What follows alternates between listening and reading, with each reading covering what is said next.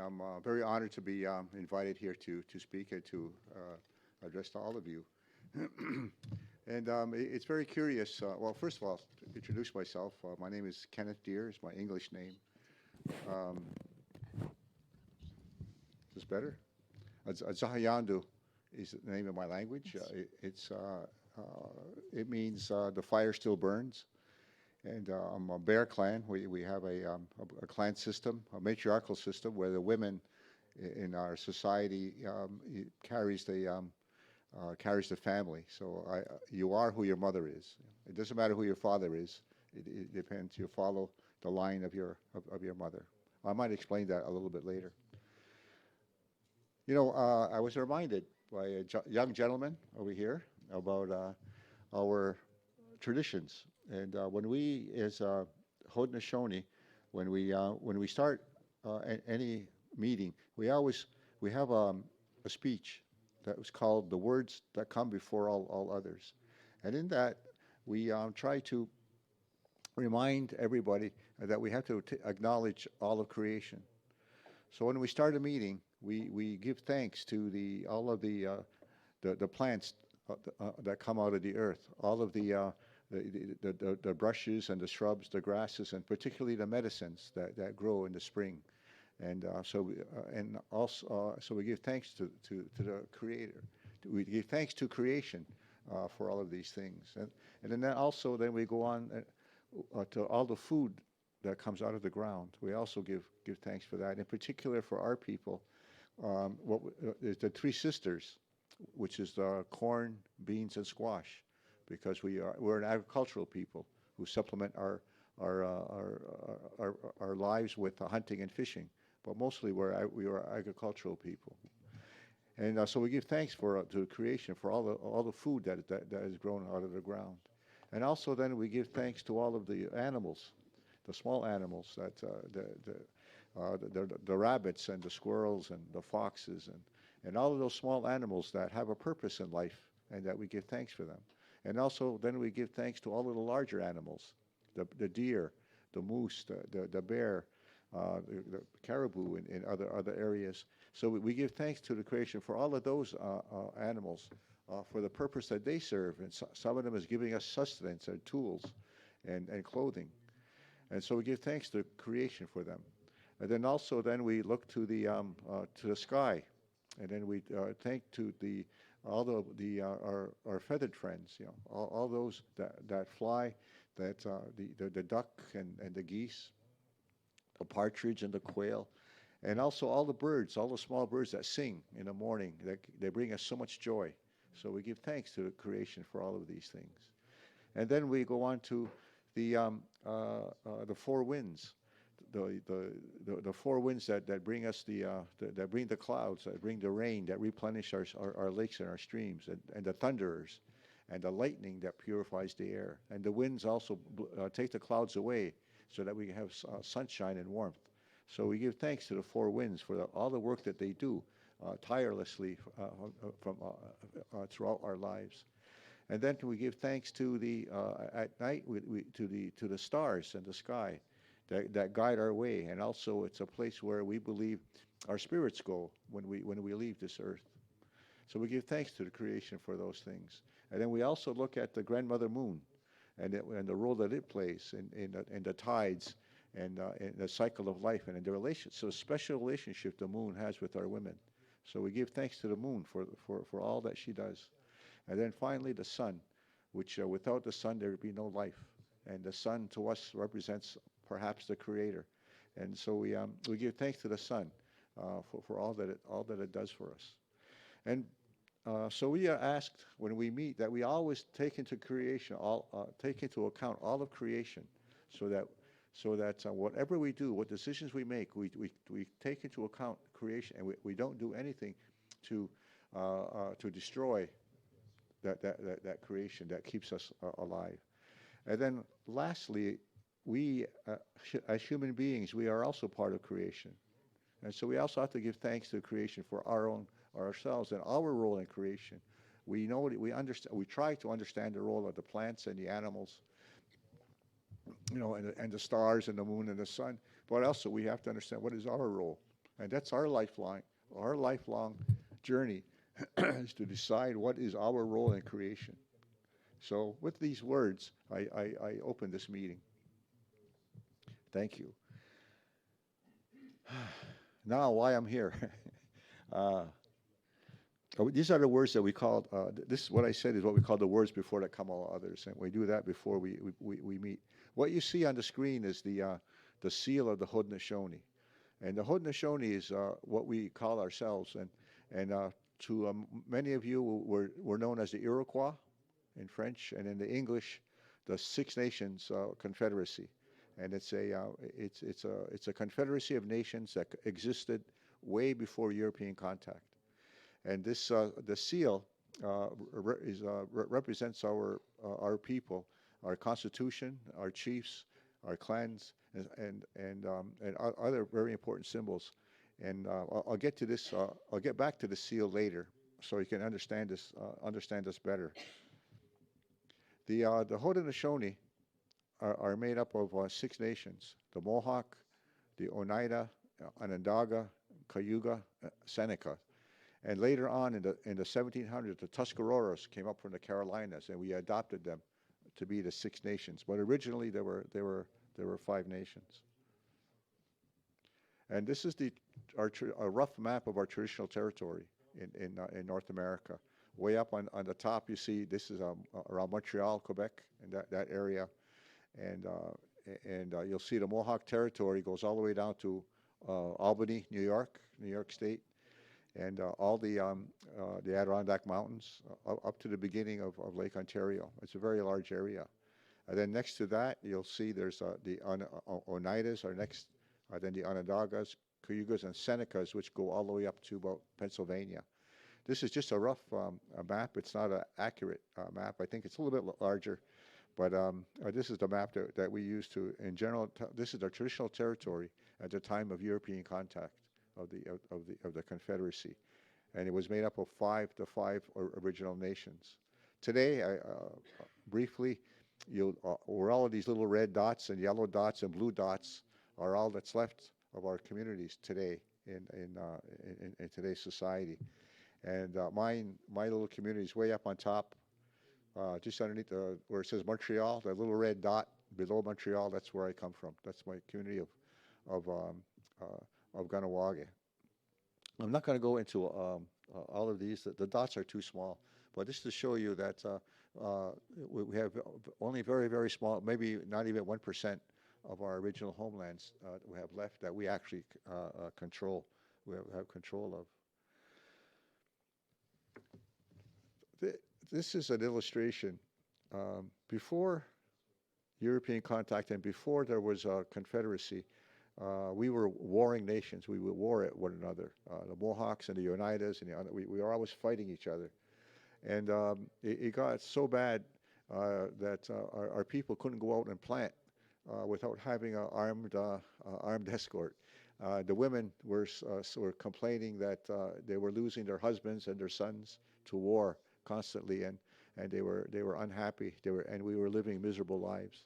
So they asked the Creator for help, and a peacemaker was sent to us. His name was Deganawida.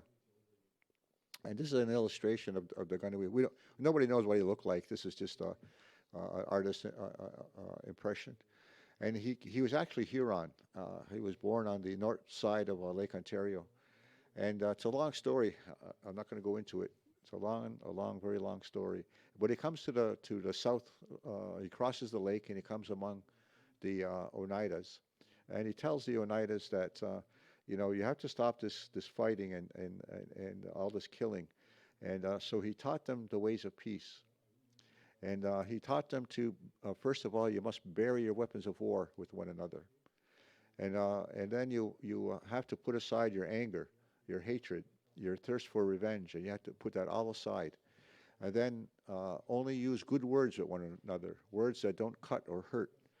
And then you use reason and what we call a good mind, righteousness and morality to make your decisions. And then you make your decisions by consensus with each other. And you'll talk and talk until you agree You all come to one mind, what we call one mind, and then with this decision, you move forward. And if you can accomplish all of this, then you'll have peace and you'll stop killing each other. The Oneida said those are very, very good words, but go see the Mohawks because they're the worst people in the world, and go convince the Mohawks of the ways of peace. And if you can convince the Mohawks, then come back and see us. So he came to the Mohawks, and the first thing we did was try to kill him. In tradition, when you come to a community, a town, you sit down by the side of the trail and you make a fire and you wait till you're invited in. So when the warriors saw this stranger sitting there by the fire, didn't know who he was, so they went there and they chased him up a tree and they pushed the tree into a gorge, and they were satisfied that they had killed him. But the next morning they woke up and the same man was there sitting by the fire. So they decided, well, maybe if we can't kill him, we should listen to him. So he spent they say they spent 5 years among the Mohawks to teach them the ways of peace. And once they accepted the ways of peace, then he went back to the Oneidas, then to the Onondagas, to the Cayugas and the Senecas, until all the 5 nations accepted the ways of peace. And then they formed a confederacy, and the Constitution. Today we call it the Guyana Nagoa, which means the Great Law of Peace, and it's that Great Law of Peace that binds the original 5 nations together, which made a very strong federation of nations and also a strong military force, because we only buried our weapons between each other, but we didn't bury our weapons from those who are outside, that outside and threatening our people. This is the Haudenosaunee means people of the longhouse. And this is our traditional dwelling. But we didn't stay in teepees, we stayed in longhouses. And this is an illustration of the kind of dwellings that we had in those days. And also over that is the different headdresses that we wore. The ones on the far side, your right, I guess, would be the Mohawks with 3 feathers. Would be ours, and on the far other end is the Senecas with 1 feather. The one with no feather would be the Tuscaroras, who came later. As you can see, our territories go from east to west: the Mohawk, Oneida, Onondaga, Cayuga, and Seneca. And this wampum belt, this is a very, very old wampum belt. It's called the Hiawatha Belt. It's named after one of our Mohawk chiefs, and we call this like it's our constitution, because each of those symbols in there represents one of the nations. On the far right would be the first square would be the Mohawks, then the Oneidas, and then the center is the Onondaga, where this is the tree of peace. The tree of peace that when we planted our weapons in the ground, we planted a tree over the weapons. It was a white pine tree, and that tree represents the tree of peace. And so that is our capital is Onondaga, where we meet and make decisions for all 5 nations. And then the square after that would be Cayuga, and the one at the end is the Seneca. The Tuscarora are not included in here because they came later, but this is the original. We don't know how old this wampum is. It's 200 or 300 years old at least. We don't even know how old it is, but this represents the original constitution of our people. And that's the flag. You'll see this if you around. You'll see this flag that represents the Constitution. You'll see this flag many times. This is what they call the warrior flag, and it's really a flag of unity and resistance. And you'll see this many places. I'm just illustrating this because some people call this the Mohawk flag or the Haudenosaunee flag, and it's not. I'm just trying to, because people ask me this question, I make it part of the presentation. So getting back to the seal, when I talk to you about burying the weapons of war, you'll see that in the center is a tree. We call it the tree of peace. It's a white pine. And underneath that tree, on the bottom, you'll see there's a war club and an arrow. And that's buried in the ground so that they not be used by anybody. And then the tree has 4 roots that go north, east, south, and west. And they say if anybody is looking for peace, you'll look for the white roots of peace, and you'll lead your way to underneath the tree of peace, where there are no weapons, and people only use good words with one another. So, and the tree represents all of our teachings, our history, our teachings, the role of the men, the role of the women, and a spiritual cycle is all included in our Constitution. Around the tree, you'll see these symbols, these animal symbols, and these are our clans. And I told you earlier, I'm of the Bear clan, and so these are the major clans of the Confederacy. Starting at the bottom on your right is the Snipe clan, and then the bear, the eel, the turtle, the deer, the beaver, the hawk, the heron, and the wolf. And so these are the major clans, the families of the Haudenosaunee. Everybody belongs to a family, and the family and the clan is carried by the women.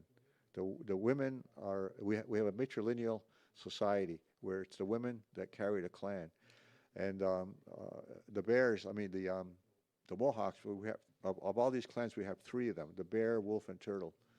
So my mother is Bear clan, so I become a bear, and not only do the women carry the clan, but it's the women that appoint the chiefs in our society. It's we have what I call separate but equal powers, and it's the women who because they raise the children, they know the temperament of the children. They knew the best people who would follow the great law and follow our teachings. And then each of the clans have their own woman chiefs we call clan mothers, and those clan mothers, there's for each clan there's three of them. So of the three clan mothers, let's say the three Bear clan mothers, they are basically the matriarchs of the families. And then for each clan mother, there's one chief. And so if there's a vacancy, it's the clan mother that's responsible that nominates the chief. So it's the women that basically appoint the chiefs in each clan. So if the chief doesn't listen to the people, she warns him three times, and if he refuses to change, she can replace the chief and with another man to take on that responsibility and that duty. So the women are very, very strong and powerful in our society. It's a matrilineal. It's the men that do the counseling. It's the men that do the diplomacy and the traveling and the war.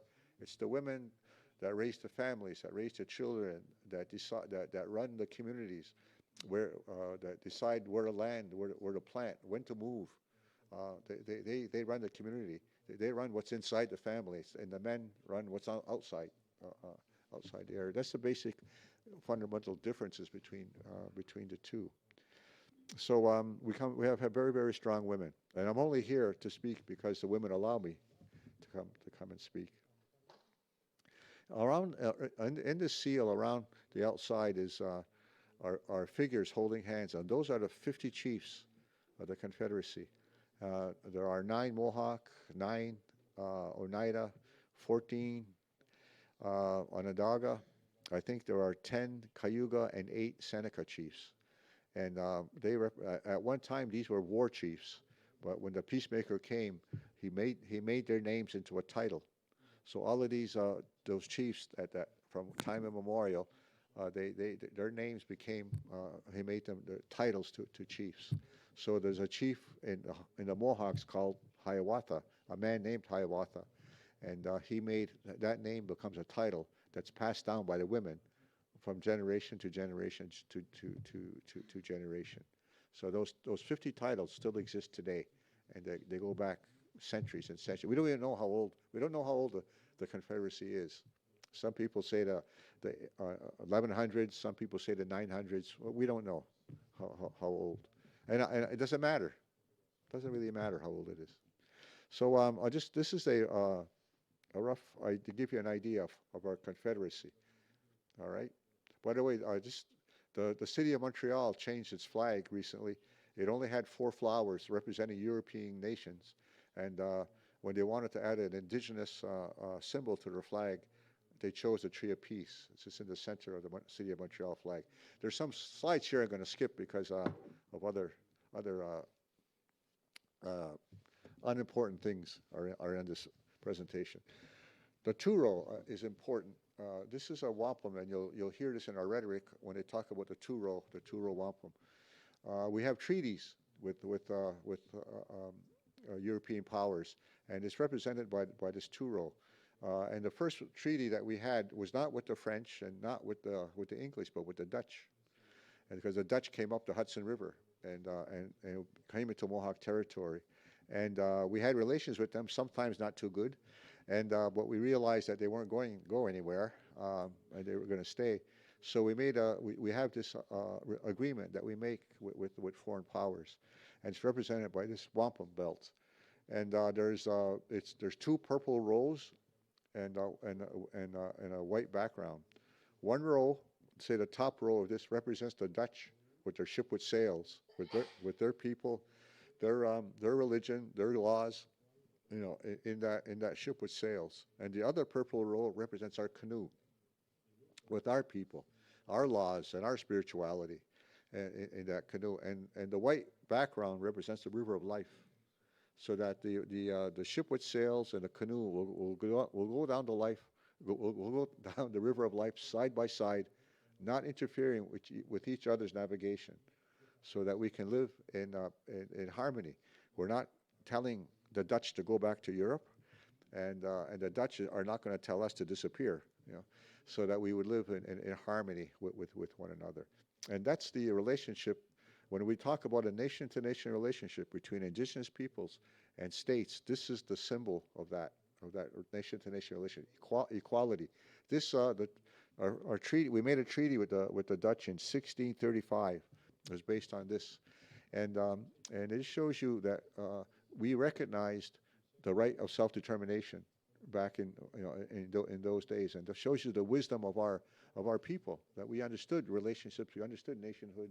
We understood how our people should coexist.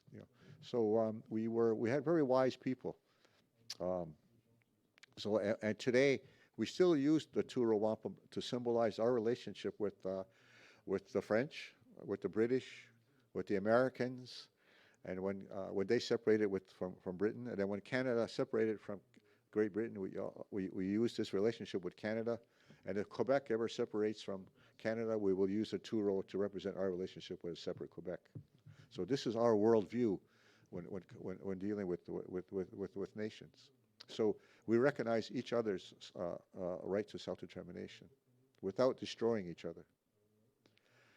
Just to give you an idea that our Constitution was well respected, and many books are written about our people. And when the United States separated from after the American Revolution, the 13 colonies, they were squabbling with each other because they didn't know how to rule themselves, because they only knew how only kings, they only knew monarchs. They didn't know how to. They had struggling with how to rule themselves. So Benjamin Franklin would say, well, how come we have these six savage nations can get along with one another, but us 13 civilized people, we can't. And so they started talking to the Haudenosaunee, and we started teaching them about the ways of peace, and about also how about sovereignty, and that in our teachings, it's the people who are sovereign. In the European teachings, it's the king that's sovereign, and so we taught them that it's the people who are sovereign, and that we only give the authority to our chiefs and our clan mothers to exercise that, but the sovereignty belongs with the people, and that's why the U.S. Constitution begins with "we the people," because it's the people who are sovereign, and not the king, and that's one of the lessons they learned, and we taught them other things that influenced the Constitution. One of the things they didn't listen to, though, was the authority of the women. They left women right out of the Constitution, so they didn't listen to us about that part, and they're suffering for that too. So anyway, this is just some pictures of my community. I'm not gonna. That's Ganawage, just across the river from Montreal. We're gonna skip all this part. This is for other people. You don't need this. This is where the story starts, though, in the modern times. When the Americans uh, during the American War of Independence, the Confederacy was being pulled by the British to fight for the British, or the Americans to fight for the Americans. And our chief said that this is a fight between brothers. We're not going to join the fight in the war, America's War of Independence. We will stay neutral. However, there was a gentleman named Joseph Brant, who was a Mohawk, educated by the British, who wanted to fight for the British. And even though the Confederacy stayed neutral, he, as a mercenary, joined the British. And he started to fight against the Americans. The Americans saw Joseph Brant and his followers fighting for the British, so they assumed that the Confederacy was at war. And the Americans sent two generals, a General Sullivan and a General, can't remember the other one, Clinton, General Clinton, into our territory. We were at peace, and they came up and they burned our villages and caused a lot of destruction. After the war was over, the British, in order to honor the Joseph Brant and his people, gave the Confederacy 6 miles on each side of the Grand River to settle. And that's all this purple area on this map. This is in Ontario. And all that land was for the Haudenosaunee. And however, there's all that patch in the middle, that red patch, is all that's left. So we were asking, well, what happened to all the rest of the land? And the land was sold out from under us by the British government and by the British government and Canadian government to sell. And they sold the land, and they kept the money. And so our chiefs were asking for an accounting about what happened to that land and what happened to the money. Canada used the money to build a canal. They used it to make a bank loan, make a loan to the McGill University in Montreal in the 1880s, because McGill University was in financial trouble. They also used it to finance the expeditionary force in World War I to send a Canadian army here to France.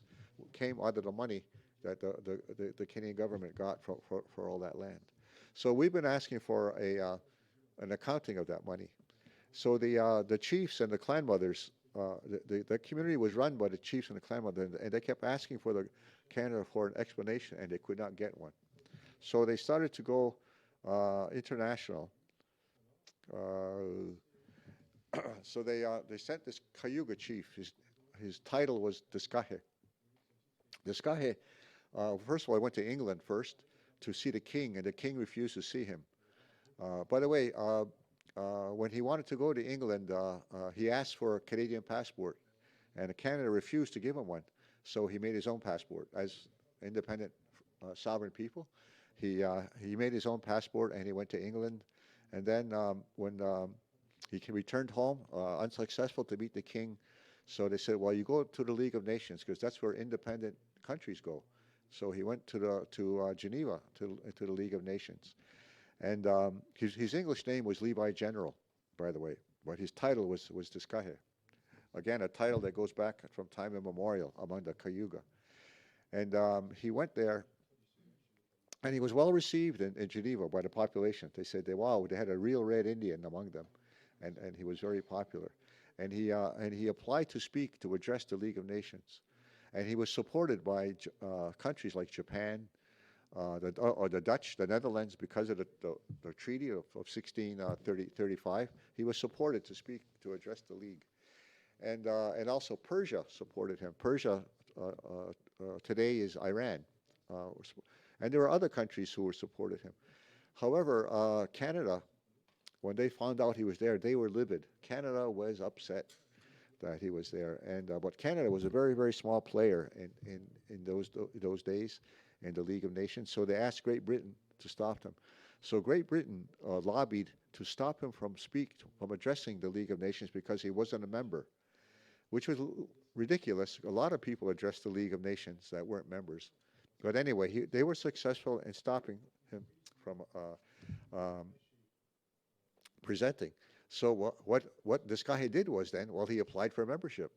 The Haudenosaunee applied to be members of the League of Nations officially. He wrote a letter, etc. And all these documents, by the way, are in the library at the League of Nations Library in Geneva. And so, however, because of subterfuge and pressure from Great Britain, the Secretary of the League of Nations uh, never addressed his application. It is because all the rules were that anybody who made an official application, their application was brought to the General Assembly of the League, and but the secretary refused to present letter to the league. So again, by subterfuge, there was never any vote in the League of Nations to the application, and that was a violation of the of the rules. This is a picture here of this guy and all his support, many of his supporters in the city of Geneva. You'll see one gentleman holding a two-row wampum. There's another gentleman holding another belt called a friendship belt, and this guy holding a peace pipe. And right now, there's a committee trying to identify all those people in that picture. These were well-known dignitaries in the city of Geneva at the time of 1923, 1924. He was very popular, and he was he was speaking in many places. And there's a little story about at one of these receptions, a little boy tugging on his shirt, and the people were chasing the boy away. And I said, no, let him stay here. And he sat down, and the boy had a bunch of questions for him, and he could speak French. And so he answered all the kids, all the boys' questions, and he was happy, and he left. And this is show you the character of this guy and why he was well liked. Canada was furious that he was there, and he was there in 1923 and 1924. Back home in Six Nations, where was I? I'll go back here. In that community, was run by chiefs and clan brothers under the Great Law. So what the government did was that in October 10th of 2024, they invaded the community with the police, the RCMP, Royal Canadian Mounted Police, and they went into the council house and they took all the wampums and all the files and symbols of authority, and they took them and brought them to Ottawa, and they padlocked the council house, and they held a coup. They overthrew the traditional chiefs and clan brothers, and then they put in an elected government. They held elections right there on October 10th, 2024. And that's why now in Six Nations there's two governments. There's the elected government that the Canadian government supports, and there's the traditional chiefs and clan brothers that still meet, but are not recognized by the Canadian government. So we still have that conflict today. So when this guy, when after that coup took place, they wanted to get this guy arrested because of, they say now he stole the claiming that he stole the two-row wampum and he had to return them. This guy after after that he returned to North America. He never returned to Canada because of fear of being arrested. And he went to Rochester, New York for a while. Then he went to Tuscarora, New York, which is just on the near Niagara Falls. You could see Canada from where he was, and among the Tuscarora, and he stayed in a house with the Rickert family, and he got there. He was ill. He got sick, and the Canadian government refused to let his family leave Canada to go and visit him, and he died there in 1925. 1 year, not even a year after he returned, he died. His body was allowed to be returned to Six Nations, but when he was alive, the family was barred from seeing him. So, by the way, this is what the council looked. This is 1898. This is how the council looked like. It looks very British, but it's divided in three sides. Let's see. On your right-hand side would be the Oneidas and the Oneidas and the Cayugas, and the Tuscarora will be on this side, and on that side would be the Mohawks and the Seneca, and at the top would be the Onondagas, and that's how they would counsel in those three sides, and all decisions were made by consensus. And just because they wore a suit and a tie, they were still. This is a very traditional way of meeting. And there's a guy in there that represents the Canadian government somewhere in this meeting. But this is how they met. Okay, 1977. We're getting closer to the Declaration. In 1977, there was in Canada and the United States, we decided that there's no way we could get justice in a domestic situation, especially after Wounded Knee in 1973 in the United States. So there was a meeting called in 1977 in Geneva called the NGO Conference on Indigenous on Racial Discrimination Against the Indigenous Populations of the Western Hemisphere. And this is a very pivotal and important meeting because indigenous peoples were not represented or considered by the United Nations. And so the Confederacy, the Haudenosaunee, said, we're going to go to this conference, but of course we're not going to go as Canadians or Americans. So they went, they made their own passports and they went to Geneva. And when they arrived at the airport, the Swiss didn't know what to do with these people with this strange passport. So there were negotiations started going on for a few hours. The mayor of Geneva heard about this, and the mayor said, "You let them in on my recognizance. You know, I will allow them into Switzerland." So the mayor had a lot of influence, and so the Confederacy, about 16 people from the Confederacy were allowed into Geneva, and the first day they got there, the very next day, the mayor wanted to see him. Wanted to see the Haudenosaunee, so they went to the city hall, and here's the photograph of the delegation meeting with the mayor. The mayor is in the black suit. That's the Mayor Pons, P-O-N-S of Geneva, and on the other side is the people from the Confederacy. There are Mohawks, Tuscaroras, Onondagas, and Oneidas. I can see in the picture. There are 1, 2, 3 of them are still alive today. And so they met the mayor, and the mayor, the first thing the mayor said to them was, "Is Discahe with you?" And they said no. The current Discahe, his name was Harvey Longboat, couldn't make it to Geneva. So, but they had a gift for him. And then he said to the Confederacy, he said, "I want to greet you here. I want to fet you, give you a dinner." Because I want to repay the kindness of Discahe to him. And we were trying to figure out that maybe this guy was, we always said this was the little boy that was tugging on his shirt and answered all his questions. And he was repaying Discahe for that. Because that little boy was now the mayor of Geneva.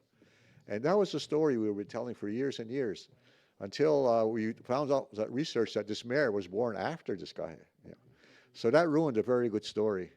But we don't know what the relation was between the mayor and Discahe. It might have been his older brother, but somebody's a connection between the mayor and Discahe, and we can't figure that out still. We're trying to find out.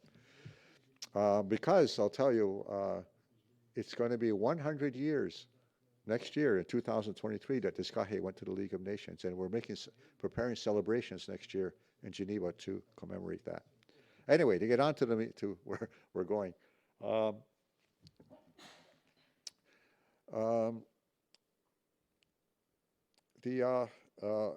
meeting in Geneva brought all these people here, and we were the indigenous people were asking for justice. They came to the United Nations looking for justice because they can't get justice in their homeland. And when they came to Geneva, they were told this, but this is a clan mother, Audrey Shenandoah Onondaga with her Haudenosaunee passport. And this is the Haudenosaunee delegation, the chiefs and clan mothers. The government what they told them was, well, how come we don't have any rights? And the United Nations was telling them that First of all, he says we are not peoples. That's why they call us populations of communities. Individuals, groups, bands, tribes. Only peoples have a right to self-determination, and we're not peoples. And therefore, because we're not peoples, we are not subject to international law. So the Covenant on Civil and Political Rights and the Covenant on Economic, Social, and Cultural Rights do not apply to indigenous people. That's what they were told. That's what we were told when we came here. And so the indigenous people here, um, you know, we're very disappointed to hear that.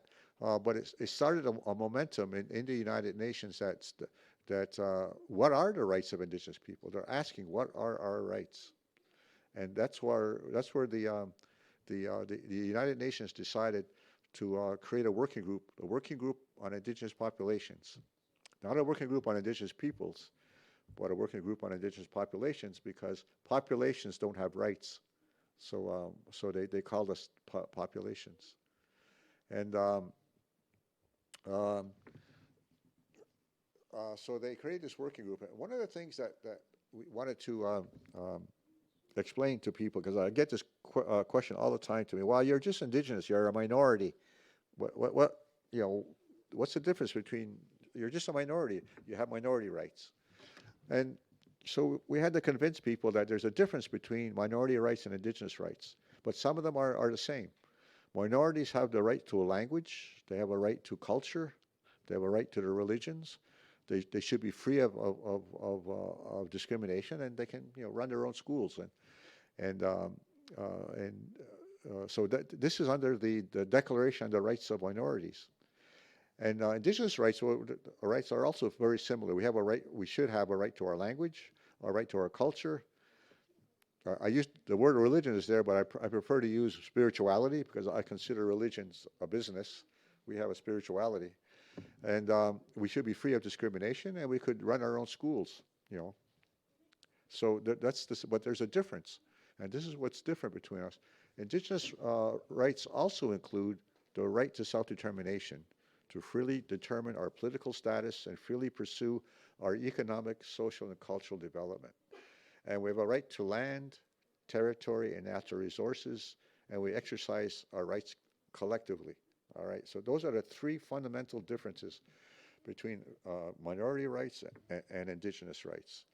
And I like to use, back home in Canada, I use the Italian minority. All right, the Italian minority in Canada, they can practice their Italian language. They can have their Italian culture, whatever that is. I think it's the mafia myself. They can have the religion, of course, the Catholic religion, and they should be free of discrimination for being Italian. And they run their own schools. There are Italian schools in Canada, And however, Italians don't have a right to self-determination in Canada. The Italians have the right to self-determination in Italy. That's where they have the right to self-determination. And they also have a right to land, territory, natural resources is in Italy. That's their territory. It's the country of Italy. In Canada, they can own property, but they don't own territory, and they don't own natural resources. So, collective rights, minority rights are individual rights. And as indigenous people, we say our rights are collective, and we exercise our rights collectively, because individual rights are a threat to the collective, and they actually undermine the rights of indigenous people. So we argue that we have collective rights, and that's against the European, particularly France, is attitude that all human rights are individual rights, and we argue with France all the time that no, there are also collective rights. So that's the difference between indigenous rights and minority rights, and I think it's important because not everybody understands that, and so I always talk about that. So that we created the working group on indigenous populations, and and and the working group on indigenous populations was 5 human rights experts from the UN. They were part of the subcommission on the protection of minorities and the prevention of racism and protection of minorities of 28 human rights experts that's elected by the Commission on Human Rights. And five of those, there's 28 members, five of them make the working group on indigenous populations. None of them were indigenous. They were all from five different regional parts of the world, Africa, Asia, Latin America, Russia and the former Soviet Union states, and what do you call that? And then WEOG, Western Europe, Canada, United States, Australia, and New Zealand, WEOG. And there were one from each of those areas, and they made up the working group. And I started going. The working group began in 1982, and the first thing Indigenous people said, we want a declaration of what our rights are. And I started going in 1987, and states and academics were saying that Indigenous peoples were not peoples like other peoples, that we were different. That the term peoples implies right to self-determination and all the rights that flow from that. So the states were not using the term peoples. They used populations, groups, communities, anything to avoid using peoples, because if you use peoples, then we have a right to self-determination. So that was the fundamental difference. That was why we were denied rights to land, territory, identity, why we were subjects of genocide, to kill the Indians, save the man, residential schools, is because we had no protections under international law. And that's why we came to the United Nations. So they drafted up a declaration on the rights of Indigenous peoples. It had 45 articles, and they passed it in 1993. Now, 1993 is the year of Indigenous people. A little story there. We wanted 1992 to be the year of Indigenous peoples because that was the 500th anniversary of Columbus, right, landing in North America. But Spain and Italy wanted to celebrate Christopher Columbus, so they wouldn't let us have 1992. They gave us 1993 as a consolation prize. So in 1993, the Working Group on Indigenous Populations finished the first draft of the Declaration of the Rights of Indigenous Peoples. It was 45 articles. When I first went to Geneva in 1987, there were 12 articles. There were 18 by the time I left, and then there were 45 by 1993. The last article that they argued about and agreed to was Article 3, Indigenous peoples have a right to self-determination, because it was so controversial that human rights experts were still trying to say that we don't have that right. So we went to the subcommission on prevention of discrimination, protection of minorities, and there were a lot of big egos in that room, and some of those big egos were against the right to self-determination. However, the working group said, look, you want us to do a declaration, we got a declaration and it's in there. So then it was passed by consensus, but then it went on to the Commission on Human Rights. The Commission on Human Rights is run by states, and states hated the declaration. So they created another working group to elaborate a declaration. And the resolution that created this working group, they don't even mention the draft declaration that was passed by the subcommission. They said they will elaborate a declaration. So that's how hostile states were to the declaration.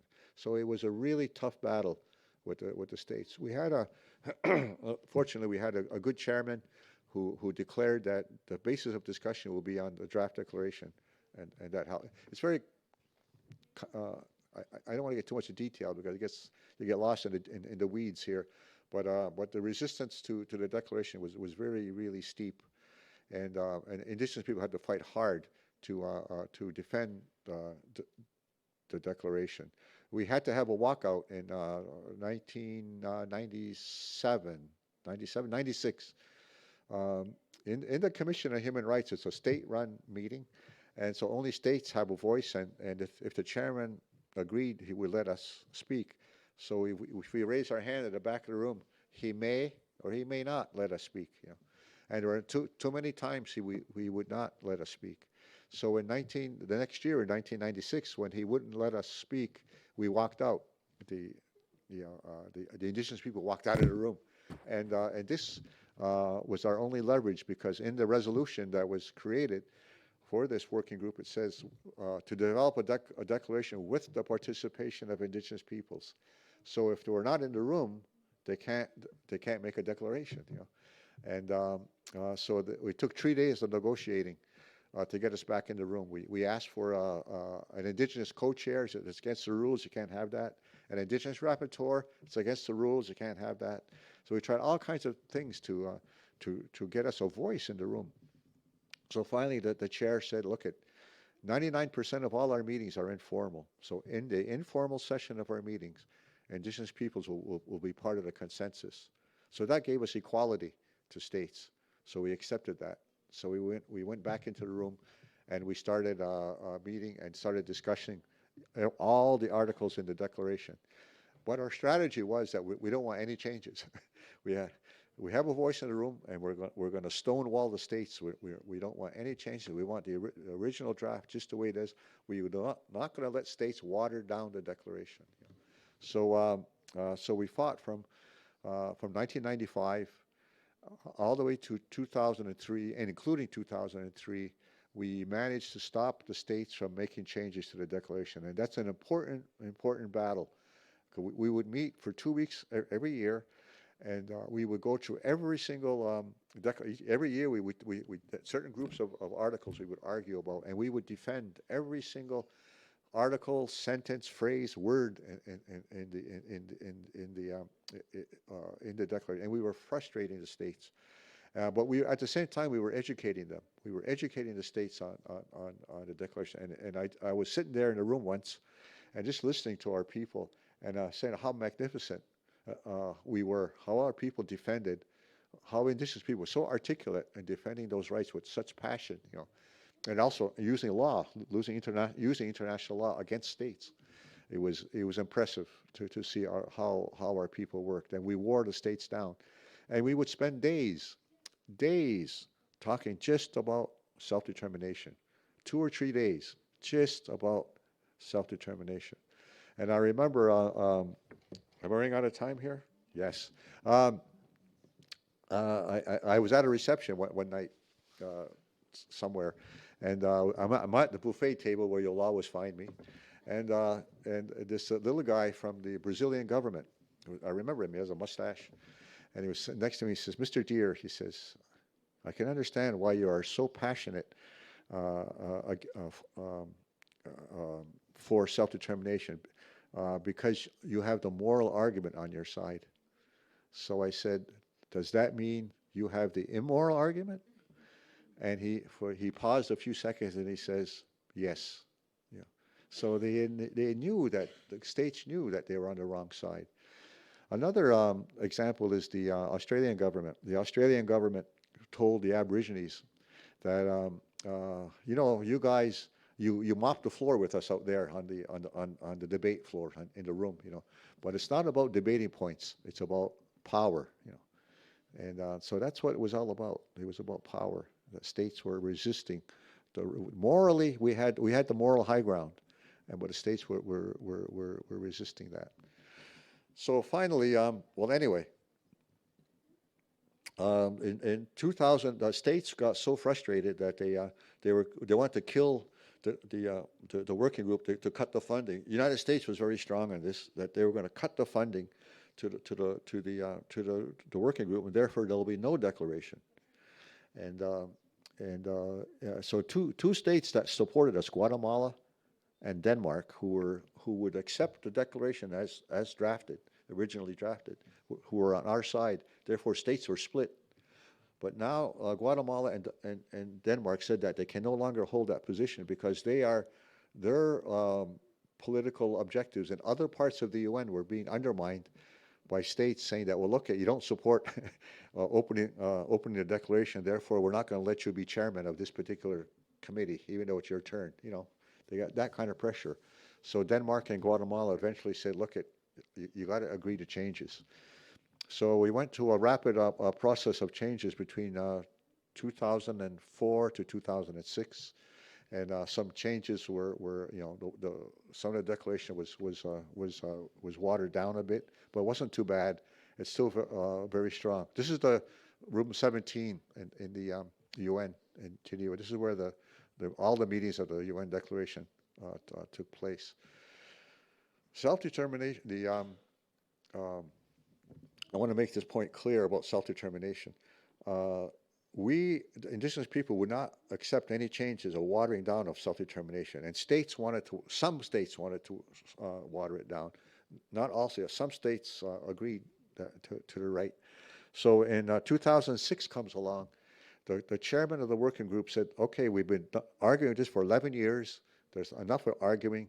There are 85% of the declaration was agreed to by states and indigenous people by consensus. And the remaining parts on self-determination, lands, territory, natural resources, and a couple of others were not agreed to. So he said, I'm going to stop negotiations now. I'm going to decide those remaining articles, and then we'll send it to a vote in the first meeting of the Human Rights Council.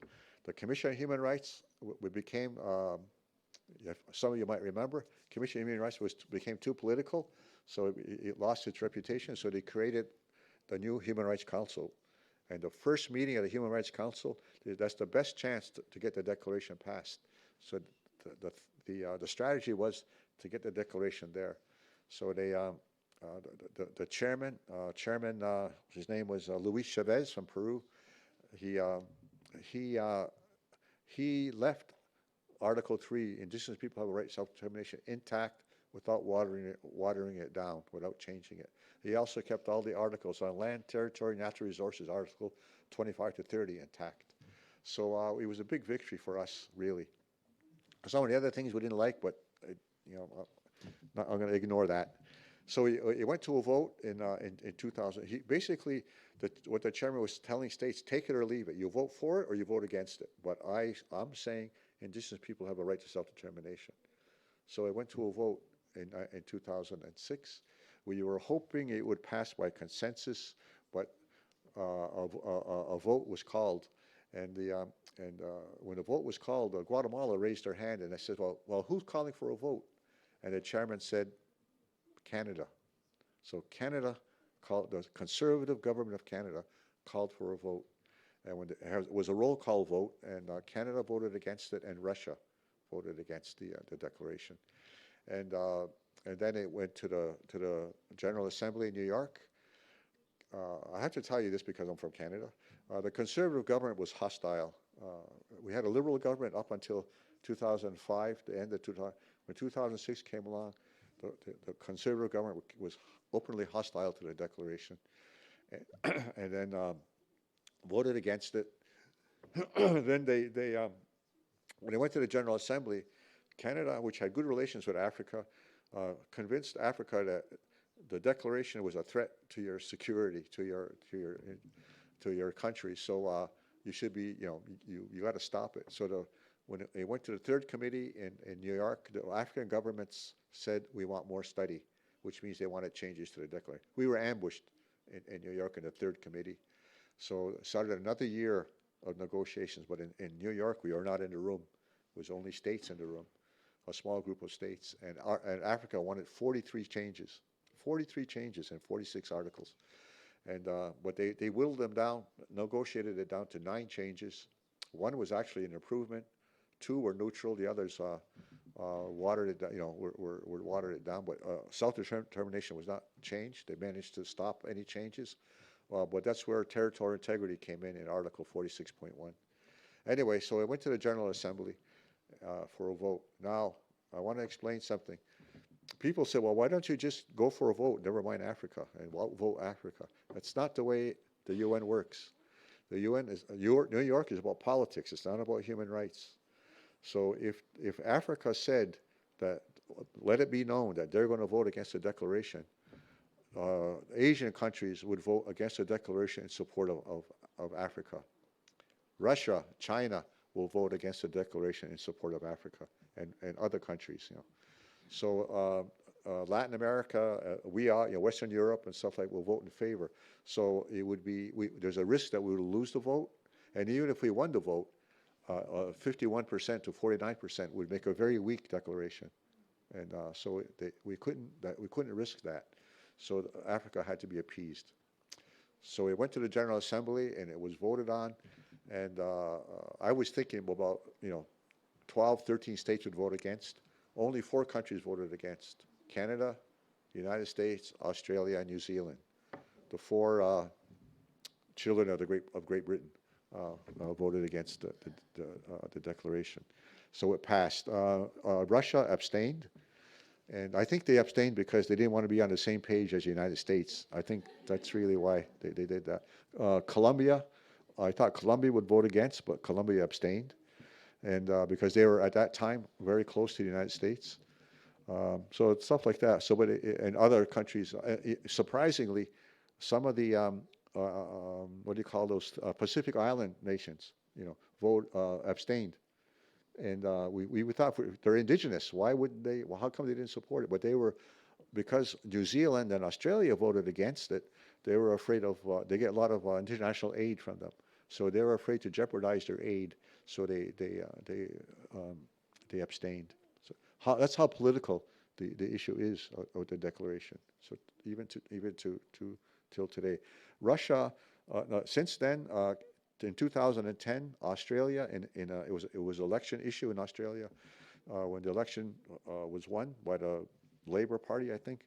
They said that they were going to endorse the declaration. That was a big deal. And then New Zealand announced that they were going to also going to endorse the declaration.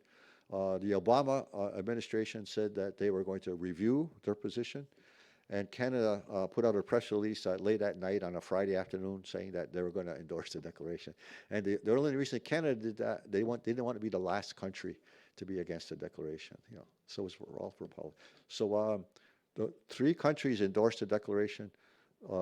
United States supports the declaration. They did not endorse it, and they had a 14-page explanation of their reasons. And one of them, it explains that they don't really recognize, they don't say it in that way, but self-determination is limited to domestic law, is what they were saying in their explanation. So self-determination is precarious. All right. It was a great victory that it's Article 3 in the UN Declaration, but it's precarious. By the way, this is the picture of the vote in the United Nations. You can't see it; it's too small. But the green lights are give yes, and the red lights were no, and the yellow lights were abstention. I was right next to the guy who took this picture up in the peanut gallery at the United Nations that day. And this is the convoluted thing of the declaration. It started at the bottom, a working group on indigenous populations. Then it went to the subcommission. Then it went to the Commission on Human Rights, and then it went down to the open-ended intersessional working group on the draft Declaration of Rights of Indigenous Peoples. Then the dotted line went up to the new Human Rights Council, and then it went to the General Assembly. That took 25 years. It's the longest negotiated declaration in UN history. 25 years to get the declaration. It was passed in 2007. What else can I tell you? This is the Indigenous Caucus is the most important thing that people say, how did we do it? How were we able to get the declaration through? The Indigenous people, we used to meet by ourselves, and we planned strategy, and we went into the meetings with states and unified all of us together with one strategy and with no divisions. We didn't give states an opportunity to divide and conquer, and NGOs analyzed how we were successful, and they credit the Indigenous Caucus for doing that, for being unified before you go into the walking with the state.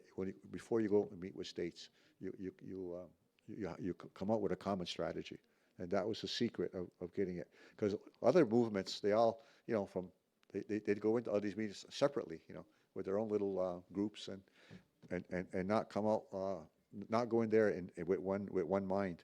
But now NGOs have changed that, and they copy this, what Indigenous people did.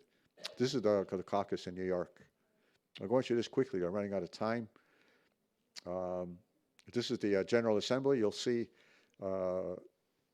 the General Assembly, the opening words that I just mentioned at the beginning, that's done by Descaje, not Descaje, uh, Taradajo. Taradajo is the Onondaga chief there that's giving the opening Thanksgiving in the General Assembly. And on top there is the Maoris. The Maoris gave a chant after New Zealand announced that they were endorsing the declaration. And that's just me with a couple of mohawks there in the bottom. I looked a little younger then, just a little bit. Um, one of the things I want to emphasize here, this is the text of the declaration.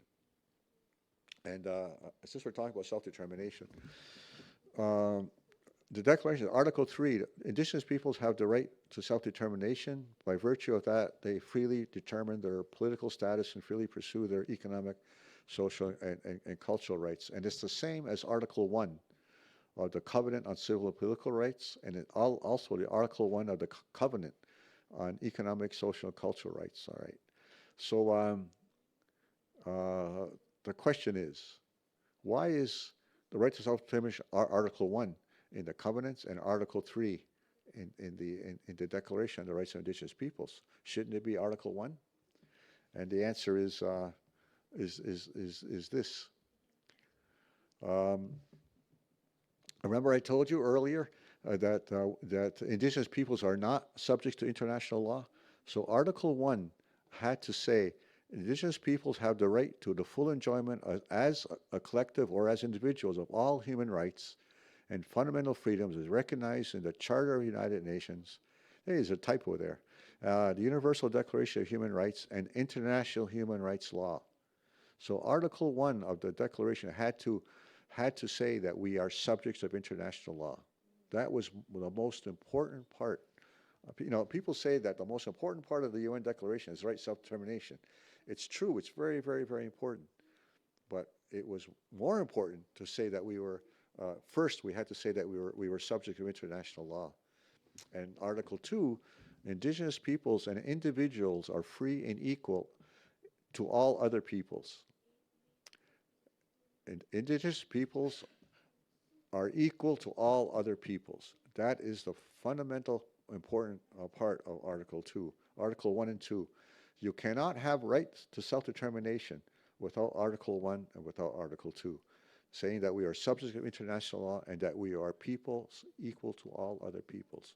In my opinion, these are the two most important articles, and that's why they're Article 1 and 2. People always quote Article 3, the right to self-determination, but you can't have Article 3 without Article 1 and 2, because that's the racism and discrimination that indigenous people face. That we had to get rid of that institutionalized racism that indigenous people thought were subject to for centuries. You know, so that's what's important about Article 1 and 2, and I want to emphasize that. So when people, what irritates me is when governments say the declaration is aspirational. You know, like they don't have to. It's not compulsory, which is true, but it's aspirational. I said, well, what does that mean? Does it mean that we are not subject to international? We only aspire to be subject to international law? We only aspire to be equal? That's racism. That's discrimination when they say that it's only aspirational. So I'll end it there. Is it 11 o'clock? I got 3 minutes. So the rest of the declaration, I don't think you want, like Article says, we also have a right to autonomy or self-government. That there's different kinds of self-determination should be a choice of how you want to live. You know, you might want to be an independent country. One of the arguments against self-determination was that it means that indigenous people are independent. It doesn't mean that. Self-determination means that if you want to be, if you could be, is an option. You know, you could be independent, but you could be autonomous. You could have self-government. You could be a what do you call that? Domestic dependent. You could be, whatever you want to be. You know, but it has to be with your free consent, your free, prior, informed consent of your people. That's what self-determination is. Because let's face it, indigenous peoples cannot survive as independent countries in most situations. You know. Maybe some they can, but in most cases you can't be a free. But and also all of us are occupied.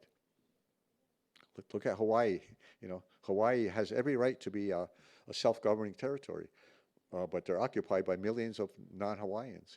So we're all occupied peoples. Mohawk territory, Montreal has 3.5 million people right just around my community, alone. But we do have a right to self-determination. But by the Turo wampum, we have a right to each side to coexist.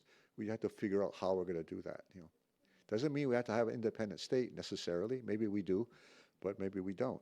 It all depends on the relationship that we can negotiate. You get what you negotiate. All right. Let's leave it at that. And now the rest of the rights include education, the right to your economy, your spirituality, all of those fundamental rights that everybody takes for granted. All right.